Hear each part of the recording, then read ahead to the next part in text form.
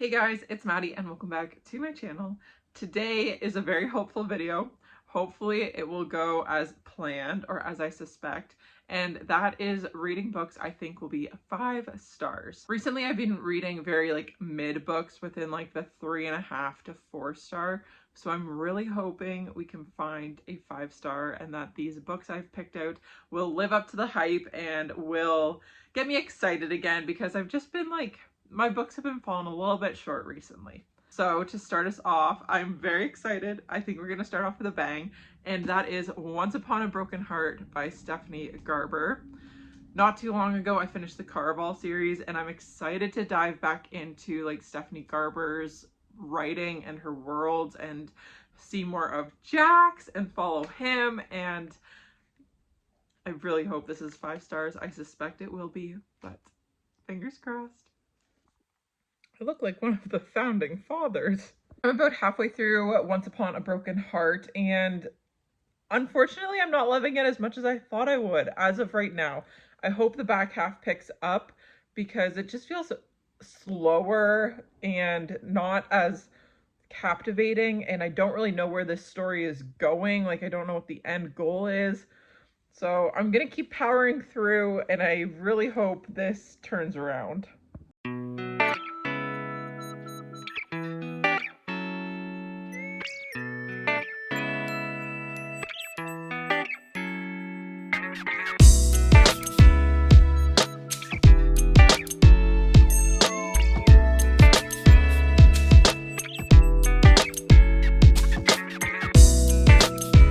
I take it all back. It is starting to pick up and things are getting exciting now. Wow. I'm a liar. I am excited to see where this goes. We're finally getting somewhere. The first half dragged on, but I pushed through and now the ball is rolling, and I can see what the hype is about this. I have finished Once Upon a Broken Heart, and let's talk about it. This book takes place in the same world as Caraval, and there are a couple crossovers between the characters. Jax is in this book, the Fate, the Prince of Hearts, and also Donatella and Scarlet do make a brief appearance in the first little bit of the book. We follow Evangeline Fox on her quest to try to win back her one true love, or who she thinks is her true love, and his name is Luke. They are kind of having this little romance go on in the background, but then Evangeline realizes that her stepsister Marisol is actually engaged and marrying Luke, and their wedding is coming up very, very soon. She's not really sure how this came about and feels very betrayed by Luke, and just kind of has some suspicions towards Marisol. But she goes to the Church of the Prince of Hearts, aka Jack's church, and she seeks out his help to stop the wedding so that Luke will realize that he is meant to be with her. And of course, when you're dealing with a fate and making a deal with them, nothing is as it seems. So Jax actually gives her 3 little hearts on her wrist, and that represents 3 different people that she's supposed to kiss upon his request. And he also stops the wedding, but to stop the wedding, he turns the entire party to stone, and then Evangeline comes in to be this hero and takes their place and turns herself into stone instead. Due to some magical work, she is released from being a stone. And then at the request of Scarlet and Donatella, she goes to the northern land to be a part of this matchmaking thing with one of the princes up there, Prince Apollo. And Jax is using Evangeline for some sort of plan. It's not outright spoken until later in the book, but he wants her to do this to help him. And as much as we should not be attracted to Jax, I cannot help myself. Stephanie Garber does such a good job of writing him and making him so appealing, even though you're not supposed to be attracted to him, and that you're only convinced that he's a good person because he's a fate and that's what he wants you to believe. And it is just so well done. I love him as a character. Then throughout the rest of the book, we're just following Evangeline and Jax trying to solve the problem that Jax has, but we're not let in on that secret, and there's just a lot of difficulties that they face. And the crypt scene between the 2 of them, I loved it. I loved it so much. I really hope Jax has a happy ending, and I can't wait to read the next 2 books, but he has my heart. He has my heart. Evangeline kind of annoyed me in the first half of the book because she just kept repeating the fact about how guilty she felt for ruining her sister's wedding and that she is the cause of her troubles and her like wedding issues and that she lost out on Luke. So she holds on to this and always is trying to make up for that fact to Marisol, and so she actually brings Marisol with her to the Northern Lands, and a lot of shit goes down up there. Kind of like Caraval, you know there's a lot of stuff happening in the background that we're not privy to and that we don't know about, so it's hard to know who to trust. But like I had mentioned before, the first half of this book is pretty slow because it's just kind of building up and getting some of the background stuff worked out, and then once you have an understanding of how things work, then you can move on and kind of get into the world more and into like the nitty gritty little details. This book, unfortunately, was not 5 stars for me, but it was 4 stars, so still very highly ranked in my opinion, and I really, really enjoyed it and had a great time reading this book, and I can't wait to finish this series. The next book I predict will be 5 stars is The 7-Year Slip by Ashley Poston. From my understanding, this book follows a female character and she gets this apartment, but it's also like a magical apartment which transports her 7 years into the past, where she meets a guy who used to live in that apartment, and I'm assuming they kind of strike up a romance, but the 7-year transport only happens within the apartment. It doesn't like transfer to the real world.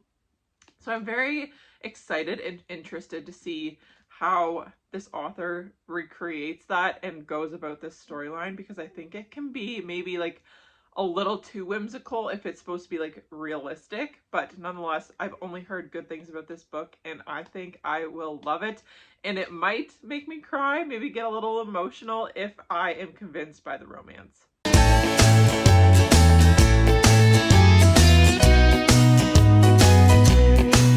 I am on page 70 of this book and Clementine has just met Iwan, I think is how you pronounce it. I don't really know.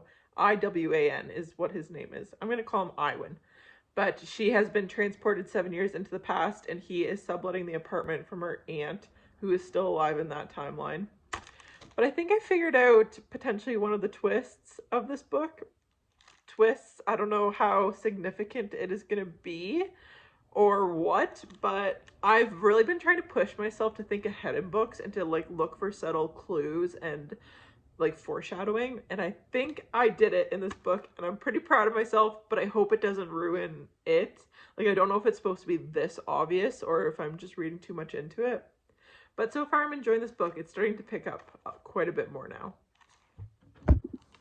Also, the fact he calls her Lemon, I love it. I think that is so cute and so sweet. I love when guys have like little pet names for girls. Most of my thoughts reading this book is, oh shit, oh shit.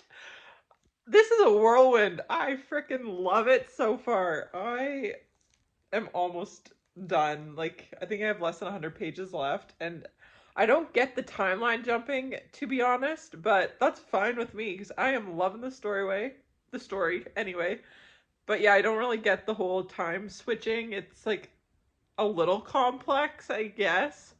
But I think it's something you just can't go too deep into, and you just gotta take it for what it is, and I love it!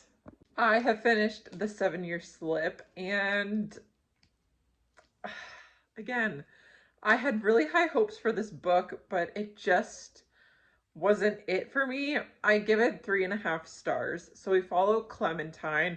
In the present day, she is a book publisher and she's just going through some stressful times at work, and she inherits her aunt's apartment after she passes away. And growing up, Clementine's aunt had told her that this apartment is magical, but she didn't know to what extent until she finds herself at a crossroads. And when she enters the apartment one day, there's a strange man standing in there. And she doesn't know who this guy is, but quickly they get acquainted and like spark up a friendship. But the guy is there because the apartment transports you 7 years into the past. There's no rhyme or reason really, and it's purely random. And you can't, like, she can't control when it happens. She'll just enter the apartment one day and bam, 7 years in the past.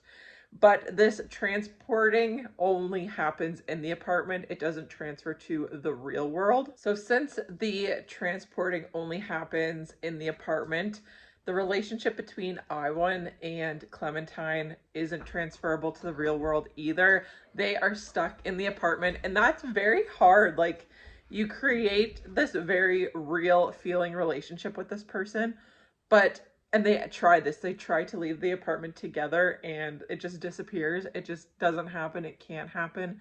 And that is heartbreaking. And it's like, you know, this version of a person, and then trying to find them in the real world, you don't know what they're going to be like, because 7 years has gone by and you have both changed and evolved. And from my understanding and kind of what I got from this book is that Iwan did meet Clementine in his timeline, which would be 7 years in the past for her, but like his present day, if that makes sense. So he knows a version of Clementine in the present, but Clementine knows the version of Iwan from 7 years ago. So she made a romance, or like had this relationship with a dead guy, kind of like, because that version of him is long gone. He's like different now. So she doesn't know if she'll like this new version of him or where he's at, who he is even. It's just very complicated and like it got me. It got me. I felt like this book moved very quickly. Like all of a sudden they were in this like hot, steamy romance and they had only known each other for a couple of days. And it just wasn't overly believable for me. I don't know if I just missed some parts or it didn't like click for me, but there was something like some gaps in it and it just wasn't as flushed out as I had hoped it would be. But I really enjoyed the characters. They like, none of them annoyed me. I was really interested in them. This story was just, it just felt a little bit flat in my opinion. But I thought it was really interesting to see how like relationships can change throughout 7 years and how you need to like adjust and do things for yourself and on your own timeline, and you can't live up to other people's expectations or wants for you. I really loved Miguel and Issa, I think is how you pronounce her name. They own a food truck and are some of, is his name Jason? James. They are two of James's friends. And yeah, I enjoyed this book. It was kind of just a cutesy little romance, but 3.5 stars, not a 5-star. I just didn't love it. It wasn't as whimsical as I had hoped for, but it was still a good read nonetheless. The final book I think might be 5 stars is The 10,000 Doors of January by Alex E. Harrow. To be honest, I am 92 pages in. And I've only heard 2 people talk about it. First was being Heather McLary here on YouTube, and the second was the reaction of my librarian when I picked up this book. She said she loved it and sounded very excited that I was checking it out. So that gets my hopes up. Essentially what this book is about is this girl who is January. The name of the title is a person, not the month. This girl named January is born in like the early 1900s. And her dad works for this very high-end white man who collects rare things. He's like a collector and displays like artifacts and stuff. So January's dad goes and travels and collects all of these things and then sends them back to this Mr. Locke. And January lives with Mr. Locke and she discovers this book, and then she writes in the book, and then they're out traveling one day and she finds this door. I'm explaining this very poorly, but honestly I'm not very far into the book and not a lot has happened yet, so I'm still trying to figure it out. But there's these doors that are portals to go to other worlds and to go elsewhere, and January has discovered one, and the blue door, which is how this book starts. And then she finds this book in a chest, and the book is about this girl who also finds more doors, I think. I don't know. And she has this dog named Bad and he bites people. There's a lot happening so far and I'm slightly confused. I am trusting that it'll all like work itself out and like the pieces will all come together, because it is a pretty long book. It is 375 pages and I'm on page 92, so just under a quarter of the way through, or just over. anyways, regardless, doesn't matter. But yeah, hopefully none of my books have been 5 stars that I thought would be. So I have high hopes for this one, fingers crossed. This video did not go how I had expected. I am DNFing my first book, and that is The 10,000 Doors of January. I got to page 109. I couldn't get into it, and I am in kind of like the beginning stages of a reading slump, and I don't want to get in like even deeper. And I have so many other books that I want to read, so I'm vowing to myself, if I get at least 100 pages into a book and I'm not enjoying it, then I'm gonna done not finishing it, especially when it's almost a 400-page book. It's just not getting anywhere. I feel like we're dragging our feet trying to get to the midst of this book, and I can't get into it. And I have, like I said, an endless list of other books that I want to read, so I'm not gonna force myself. So that being said, not a 5-star read. A DNF. I might pick this up again at some point when I'm in like a better headspace and more excited to read, but for right now, it's going back to the library. Same outfit, same location, same day, just a little bit later. It's like half an hour later. Anyways, I cannot end this video on such a downer note. So I returned The 10,000 Doors of January, and I hope with all of my being that Hellbent lives up to the hope I have. I think this might be 5 stars because I'm already into the world and understand it a bit more, because this is the second book to Ninth House. So this is Hellbent by Leigh Bardugo. This is the second book in the Ninth House series. Getting my words all twisted, my God. But I'm in the universe. I understand the makeup and the building, the political, societal, all the things. I get it. So I'm hoping Hellbent will be great, because I think we'll see more of Darlington and we'll actually get him in the present day, get more of Alex and Doss, and I just hope. I hope. Anyways, I'm gonna read. I'm making lunch and I'm gonna sit down and read for a bit and get into this.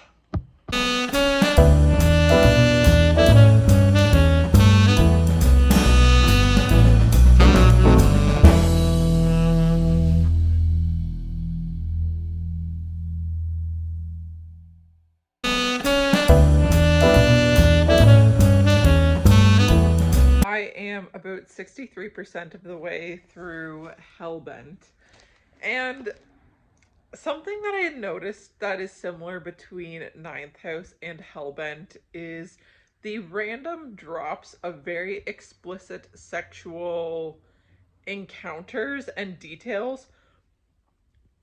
For Hellbent, I'm not going to really give too many spoilers, I don't think.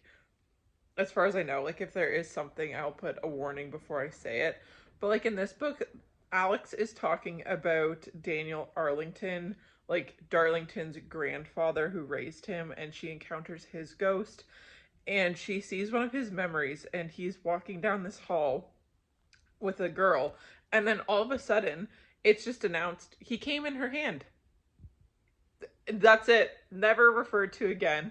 And now we're at another part with Helly when she was with that Ariel dude. And I just want to read this. So trigger warning, it might be graphic because it kind of is. But anyway, so I let Ariel fuck me. He put some kind of electric prod inside me. He thought it was funny the way I jumped when he fucked my ass. And then it just like moves on, and I don't know, it's just very strange. Like it's like kind of alarming, and you're like, oh my God, and then it just is moved on from and doesn't really add to the story. Like I don't know if it's just for shock value or what exactly, but yeah, so that's that. I finished Hellbent earlier, and I need to discuss it. I finished it earlier this afternoon, and then I went to work, and I'm home now.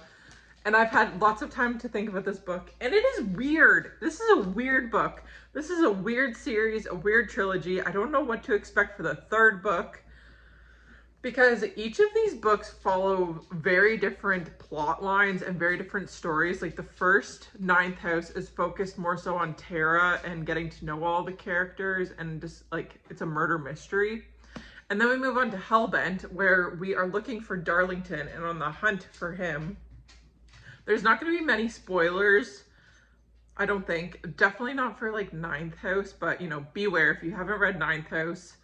This is your warning that this book was a 3.75 for me. It was just okay. The more I think about it, the weirder it is, but I still enjoyed my time reading it. And I recommend you read this after Ninth House. Like, this doesn't give you any closure for Ninth House. It's its own separate thing altogether, I think. But if you want to kind of follow Alex and Darlington and Doss more, then read this book, but you definitely don't have to, because it doesn't pick up anything, if that makes sense. Anyways, now we're going to get into like spoiler-ish territory. So as I had said, Darlington, they know where Darlington is now and kind of what they have to do to get to him. But I don't know, Leigh Bardugo, I know she wrote like The Six of Crows and more like YA fantasy, and this is like her debut into like adult fiction fantasy.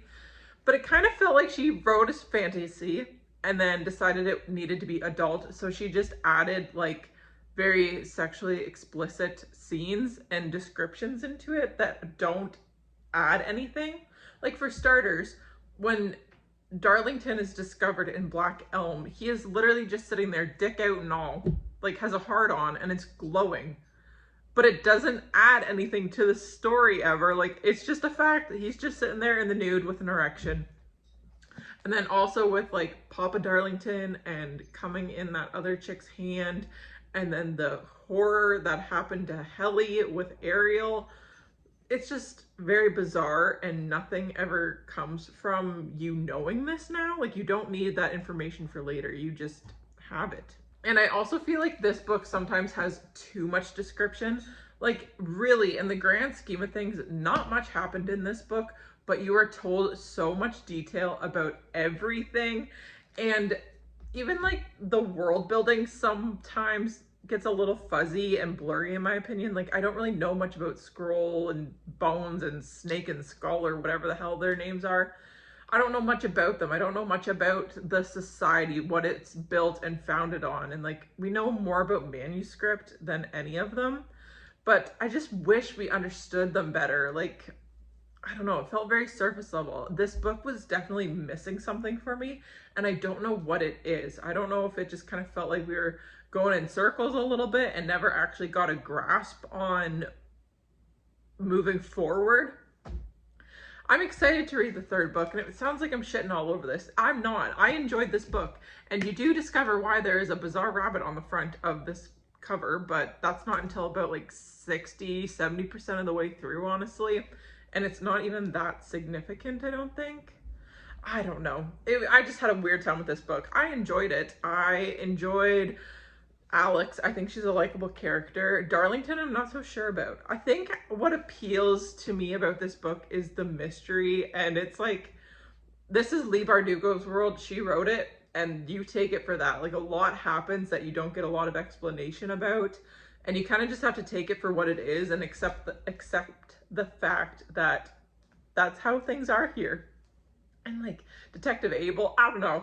None of the characters are really growing on me. Mercy, I liked her, and we learn a lot more about her. She becomes more of a main character about halfway through this book.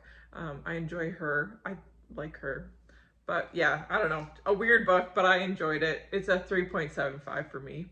This video was not too successful. All of these books I thought were going to be 5 stars, and none of them were. But anyways, thank you so much for watching this video. I'm going to end it here, and I will see you guys in my next one. Bye. You know what? Next book I'm reading? This bad boy, because I need something to get me out of this book slump. That is also part of it. I think I am getting into book slump-ish territory, so I need some cheesy ass romance to pull me out of the depths of hell.